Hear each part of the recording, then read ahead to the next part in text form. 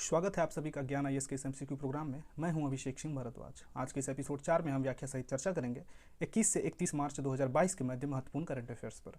पिछले एपिसोड में हमने 20 मार्च तक के करंट अफेयर्स को कवर कर रखा है। यदि आपने उन एपिसोड्स को नहीं देखा है तो आप प्लेलिस्ट में जाकर के देख सकते हैं। यदि आप इस एपिसोड्स का PDF चाहते हैं तो आप ज्ञान आईएएस के टेलीग्राम चैनल से भी जुड़ सकते हैं। तो देर ना करते हुए शुरू करते हैं और देखते हैं पहला प्रश्न कह रहा है, हाल ही में किस देश द्वारा यूक्रेन के लिए 800 मिलियन अमेरिकी डॉलर की नई सैन्य सहायता की घोषणा की गई है? विकल्प है हमारा ए अमेरिका, बी चीन, सी भारत, डी पाकिस्तान। इस सवाल का जो सही जवाब हो जाएगा वो विकल्प ए अमेरिका। हाल ही में अमेरिका द्वारा यूक्रेन के लिए 800 मिलियन अमेरिकी डॉलर की नई सैन्य सहायता की घोषणा की गई है। इसमें से 800 अतिरिक्त स्टिंगर एंटी एयरक्राफ्ट मिसाइल होंगे, उसमें से 9000 एंटी टैंक हथियार, साथ ही कामिकेज या आत्मघाती ड्रोन सहित 100 सामरिक ड्रोन भी शामिल हैं। कामिकेज वैसे ड्रोन को कहते हैं जो मानव रहित विमान है और हथियारों की श्रृंखला का एक हिस्सा है, और रूस के खिलाफ लड़ाई की सहायता में है ना अमेरिका द्वारा यूक्रेन भेजा जा रहा है। तो अमेरिका खुल करके यूक्रेन के साथ आ गया है युद्ध के मैदान में। अगला सवाल है हमारा, विश्व गोरैया दिवस वर्ल्ड स्पैरो डे हर साल किस तारीख को मनाया जाता है? विकल्प है हमारा ए 10 नवंबर, बी 12 अगस्त, सी 18 जनवरी, डी 20 मार्च। इस सवाल का जो सही जवाब हो जाएगा वो विकल्प डी 20 मार्च। हर वर्ष विश्व गोरैया दिवस 20 मार्च को मनाया जाता है। विश्व के कई देशों में गोरैया पाई जाती हैं। यह दिवस लोगों में गोरैया के प्रति जागरूकता बढ़ाने और उसके संरक्षण के लिए मनाया जाता है। बढ़ते प्रदूषण सहित कई कारणों से गोरैयों की संख्या में काफ़ी कमी आई है और उनके अस्तित्व पर संकट के बादल मंडरा रहे हैं। इस वर्ष गोरैया दिवस जो मनाया गया है 2022 में, इसकी थीम है आई लव स्पैरो। ध्यान रखेंगे, थीम से भी प्रश्न बनते हैं। तो 2022 विश्व गोरैया दिवस की थीम है आई लव स्पैरो, ध्यान रखेंगे। बात कर लेते हैं पहली बार विश्व गोरैया दिवस कब मनाया गया था? तो 2010 में। पहली बार विश्व गोरैया दिवस 20 मार्च को 2010 में मनाया गया था। हमारा अगला सवाल कह रहा है, नासा ने पृथ्वी के सौर मंडल के बाहर कितने नए ग्रहों की खोज की है? हमारा विकल्प है ए 70, बी 65, सी 30, डी 45। इस सवाल का जो सही जवाब हो जाएगा वो विकल्प बी 65। नासा ने पृथ्वी के सौर मंडल के बाहर 65 नए ग्रहों की खोज की है। इस नई खोज के बाद अब तक खोजे गए बाह्य ग्रहों की कुल संख्या कितनी हो गई है? तो 5000 हो गई है, 5000 से अधिक हो गई है ना। इनमें से कुछ खोजे गए नए ग्रह पृथ्वी जैसे हैं। खगोलविदों के मुताबिक मिल्की वे गैलेक्सी ऐसे अरबों ग्रहों का एक घर है और अंतरिक्ष में इतनी सारी आकाशगंगाएं मौजूद हैं। तो इस सवाल का क्या जवाब हो जाएगा? विकल्प बी 65। हमारा अगला सवाल है, पुष्कर सिंह धामी ने दूसरी बार किस राज्य के मुख्यमंत्री के रूप में शपथ ली है? विकल्प है हमारा ए तमिलनाडु, बी असम, सी पंजाब, डी उत्तराखंड। इस सवाल का जो सही जवाब हो जाएगा वो विकल्प डी उत्तराखंड। पुष्कर सिंह धामी ने 23 मार्च 2022 को उत्तराखंड के 12वें, याद रखेंगे कौन से क्रम में, 12वें मुख्यमंत्री के रूप में शपथ ली है। उन्होंने राज्यपाल गुरमीत सिंह से पद एवं गोपनीयता की शपथ ली है। उनके साथ 8 मंत्रियों ने भी शपथ ली है। आपको बता दें कि पुष्कर सिंह धामी कुमाऊं क्षेत्र के उधम सिंह नगर जिले के खाटीमा सीट से 2 बार विधायक भी रह चुके हैं। उनका जन्म 16 सितंबर 1975 को पिथौरागढ़ के डीडी हाट तहसील के टुंडी गांव में हुआ था। डीडी हाट तहसील के टुंडी गांव में उनका जन्म हुआ था। इंपॉर्टेंट क्या है कि ये कौमे मंत्री हैं, मुख्यमंत्री 12वें उत्तराखंड के हैं ना, पुष्कर सिंह धामी। हमारा अगला सवाल है, बीसीसीआई सचिव जय शाह का एशियन क्रिकेट काउंसिल यानी ACC के अध्यक्ष के तौर पर कार्यकाल बढ़ा दिया गया है। वे अब किस साल तक के ACC के अध्यक्ष बने रहेंगे? किस साल तक, है ना। विकल्प हमारा साल 2024, बी साल 2025, सी साल 2026, डी साल 2027। इस सवाल का जो सही जवाब हो जाएगा वो विकल्प ए साल 2024। बीसीसीआई सचिव जय शाह का एशियन क्रिकेट काउंसिल यानी ACC के अध्यक्ष के तौर पर कार्यकाल बढ़ा दिया गया है। अब वह 2024 तक ACC के अध्यक्ष बने रहेंगे। कोलंबो श्रीलंका में ACC की सालाना होने वाली बैठक में यह फैसला लिया गया है। गौरतलब है कि जय शाह 2021 में इस पद पर नियुक्त हुए थे। हमारा अगला सवाल है, हर साल अंतर्राष्ट्रीय वन दिवस यानी इंटरनेशनल डे ऑफ फॉरेस्ट निम्न में से किस दिन मनाया जाता है? विकल्प है हमारा ए 10 जनवरी, बी 12 अगस्त, सी 21 मार्च, डी 28 मई। इस सवाल का जो सही जवाब हो जाएगा वो है विकल्प सी 21 मार्च। 21 मार्च को हर साल दुनिया भर में अंतर्राष्ट्रीय वन दिवस मनाया जाता है। यह दिन सभी तरह के वनों के महत्व के बारे में जागरूकता बढ़ाने हेतु बनाया जाता है। आपको बता दें कि इस दिन देशों में वनों एवं पेड़ों से संबंधित गतिविधियों का आयोजन करने हेतु स्थानीय, राष्ट्रीय तथा अंतर्राष्ट्रीय प्रयासों को प्रोत्साहित भी किया जाता है। इस वर्ष अंतर्राष्ट्रीय वन दिवस 2022 की थीम है वन और सतत उत्पादन और खपत, यानी फॉरेस्ट, मैं लिख दे रहा हूँ आप लोग नोट कर लेंगे, forest and sustainable production and consumption. मैं एक बार फिर से रिपीट कर दे रहा हूँ, forest and sustainable production and consumption. 2022 की थीम है वन और सतत उत्पादन और खपत हिंदी में। हमारा अगला सवाल है, विश्व मौसम विज्ञान दिवस यानी वर्ल्ड मेट्रोलॉजिकल डे निम्न में से किस दिन मनाया जाता है? विकल्प है हमारा ए 18 मई, बी 20 अगस्त, सी 25 अप्रैल, डी 23 मार्च। इस सवाल का जो सही जवाब हो जाएगा वो विकल्प डी 23 मार्च। हर साल 23 मार्च को विश्व मौसम विज्ञान दिवस मनाया जाता है।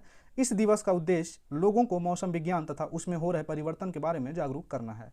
विश्व मौसम विज्ञान संगठन एक मौसम विज्ञान संगठन है जिसे 11 अक्टूबर 1947 को संधि के साथ और बाद में 23 मार्च 1950 में स्थापित किया गया था।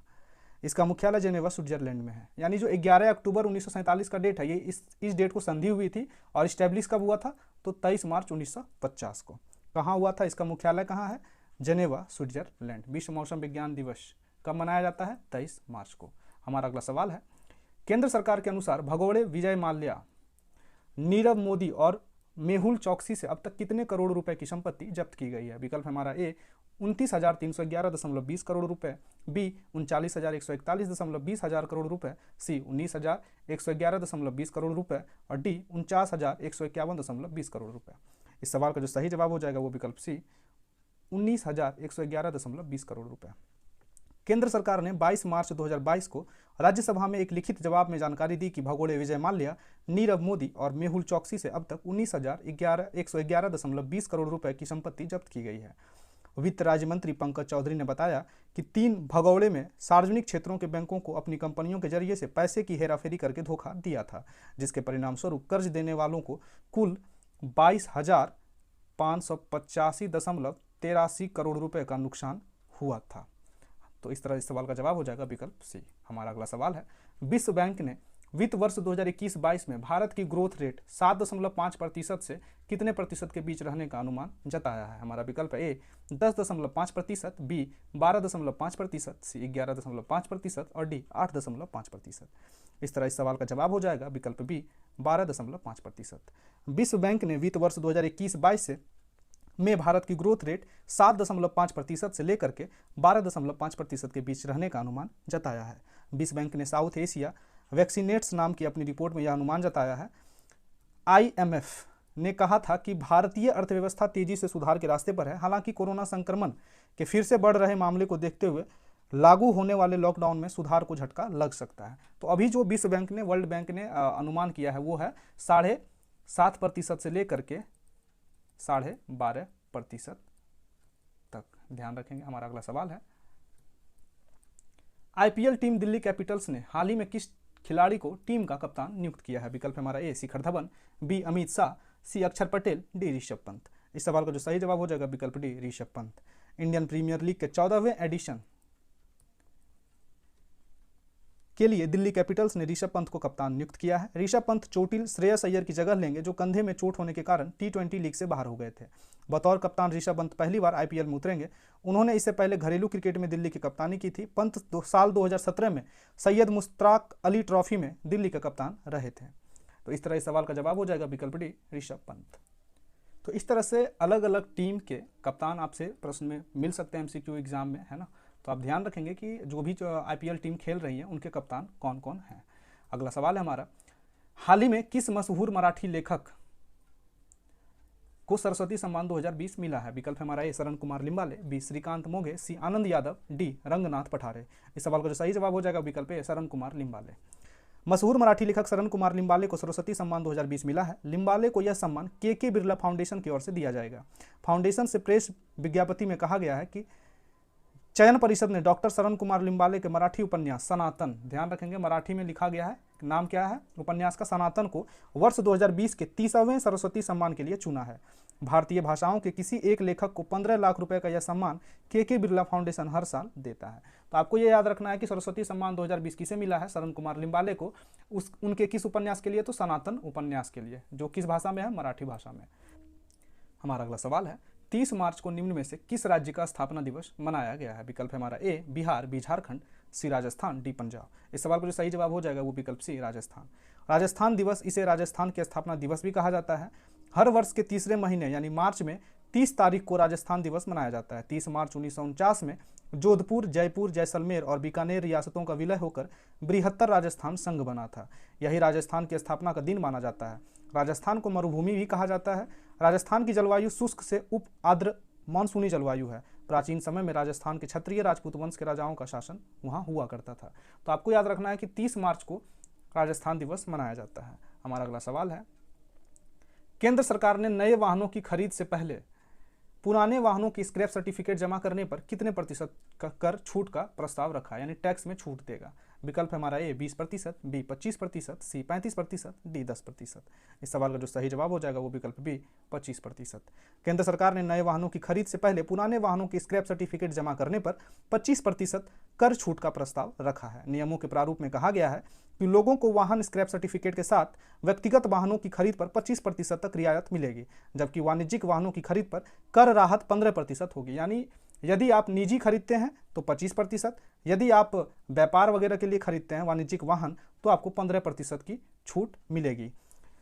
व्यक्तिगत वाहनों में कर रियायतें 8 साल तक ली जा सकती है, जबकि वाणिज्यिक वाहनों के लिए यह अवधि 15 वर्ष तक की होगी। इस अवधि की गणना पहले पंजीकरण की तारीख से की जाएगी। तो आपको ध्यान रखना है कि केंद्र सरकार ने नए वाहनों की खरीद से पहले पुराने वाहनों के स्क्रैप सर्टिफिकेट जमा करने पर 25% की कर में छूट देने का प्रस्ताव किया है।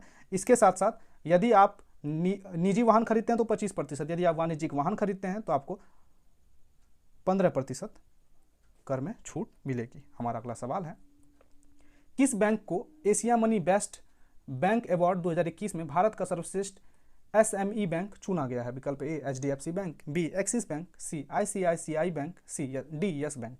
इस सवाल का जो सही जवाब हो जाएगा विकल्प A HDFC bank. HDFC bank को Asia money best bank award 2021 में भारत का सर्वश्रेष्ठ एसएमई बैंक चुना गया है। एचडीएफसी बैंक पिछले कुछ वर्षों में सूक्ष्म, लघु और मध्यम आकार के उद्यम एमएसएमई व्यवसाय के लिए परिवर्तन के चलते इस पुरस्कार को योग्य विजेता बना है। हमारा अगला सवाल है, भारत और किस देश के विशेष बलों के बीच हाल ही में हिमाचल प्रदेश में वज्र प्रहार अभ्यास का आयोजन किया गया है? विकल्प ए नेपाल, बी अमेरिका, सी चीन, डी रूस। इस सवाल का जो सही जवाब हो जाएगा वो विकल्प बी अमेरिका। भारत और अमेरिका के विशेष बलों के बीच हाल ही में हिमाचल प्रदेश में वज्र प्रहार अभ्यास का आयोजन किया गया है। यह अभ्यास हिमाचल प्रदेश के चंबा जिले के बकलोह में आयोजित किया गया है। इस अभ्यास का आयोजन बारी बारी से अमेरिका और भारत में किया जाता रहा है। इस अभ्यास का मुख्य उद्देश्य दोनों देशों के बलों के बीच इंटर ऑपरेबिलिटी को बढ़ाना है। तो इस सवाल का जवाब क्या हो जाएगा? विकल्प बी। हमारा अगला सवाल है, मुख्यमंत्री योगी आदित्यनाथ ने हाल ही में शहर में यानी किस शहर में शहीद अशफाक उल्ला खां चिड़ियाघर यानी गोरखपुर चिड़ियाघर का उद्घाटन किया है? विकल्प ए फैजाबाद, बी कानपुर, सी लखनऊ, डी गोरखपुर। इस सवाल का जो सही जवाब हो जाएगा विकल्प डी गोरखपुर। मुख्यमंत्री योगी आदित्यनाथ ने हाल ही में गोरखपुर में शहीद अशफाक उल्ला खान चिड़ियाघर, जिसे गोरखपुर चिड़ियाघर के नाम से भी जाना जाता है, का उद्घाटन किया है। यह राजस्व के पूर्वांचल क्षेत्र में पहला और सबसे बड़ा तथा उत्तर प्रदेश में तीसरा चिड़ियाघर है। इस परियोजना की परिकल्पना लगभग 1 दशक पूर्व मई 2011 में ही की गई थी।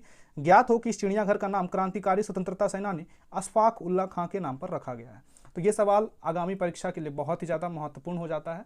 याद रखेंगे कि मुख्यमंत्री योगी आदित्यनाथ ने हाल ही में किस शहर में शहीद अशफाक उल्ला खां चिड़ियाघर, जिसे गोरखपुर चिड़ियाघर के नाम से भी जाना जाता है, उद्घाटन किया है? याद रखेंगे विकल्प डी गोरखपुर। हमारा अगला सवाल है, हाल ही में भारत में सर्वश्रेष्ठ निजी अस्पताल का पुरस्कार किसने जीता है? विकल्प ए अपोलो हॉस्पिटल ने, बी फोर्टिस हॉस्पिटल ने, सी मेदांता गुरुग्राम ने, डी इनमें से कोई नहीं। इस सवाल का जो सही जवाब हो जाएगा विकल्प सी मेदांता गुरुग्राम ने। लगातार तीसरी बार, ध्यान देंगे ये पहली बार नहीं है, लगातार तीसरी बार इस पुरस्कार को जीतने वाले मेदांता गुरुग्राम हॉस्पिटल बना है।